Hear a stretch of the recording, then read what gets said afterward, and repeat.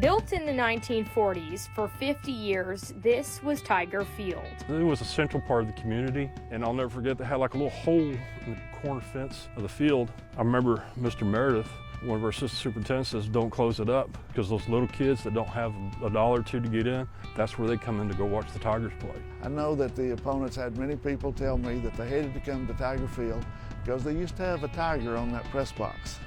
And when they scored a touchdown, the Tigers' eyes would light up and growl. So they didn't like to see the Tiger eyes shining when they came to Belton. As Belton grew, so did the need for a bigger stadium. They built a new Tiger Field. I was superintendent here when we named the field. We were having, some growing pains. We were moving to the new stadium. There was a push to name the field over there, the stadium, Tiger Field. And so we couldn't have two Tiger Fields. So we had to come up with a name, and that's the reason that we selected the Wilson-Kerzee. So we were able to look at two individuals that really made a mark in Belton on this field. The first, Harry Wilson.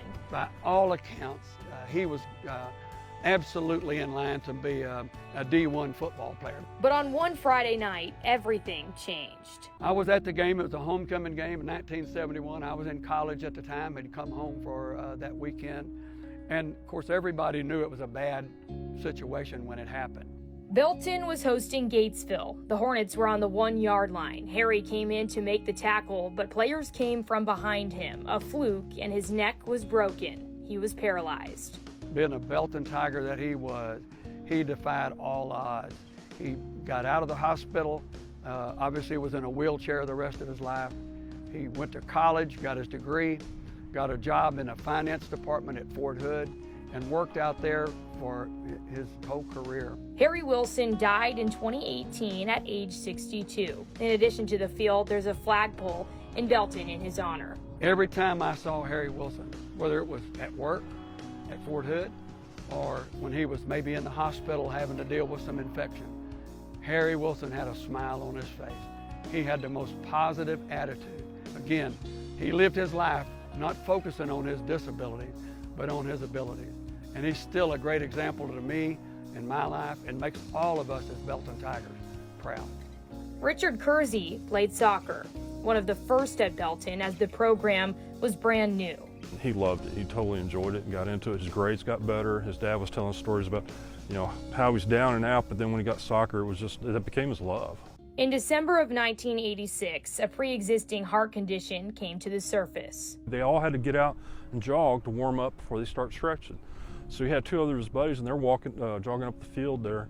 And right when we came out, we saw them fall. And we saw his buddies roll them over. And that just didn't look right. So Coach McMurtry and myself, we went out there, and when we got up to him, we realized that, he was having some distress. So we started CPR at the time, activate the EMS system. They were here immediately, and that's the old times when they were downtown. Everything.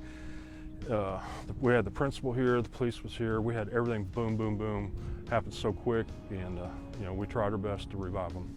Kerzee died at just 15 years old. He symbolizes the spirit of what it is to be a Belton soccer player. Because those early years was tough. We had a lot of things we had to learn. There's a lot of kids that never even played before that came out and stuff.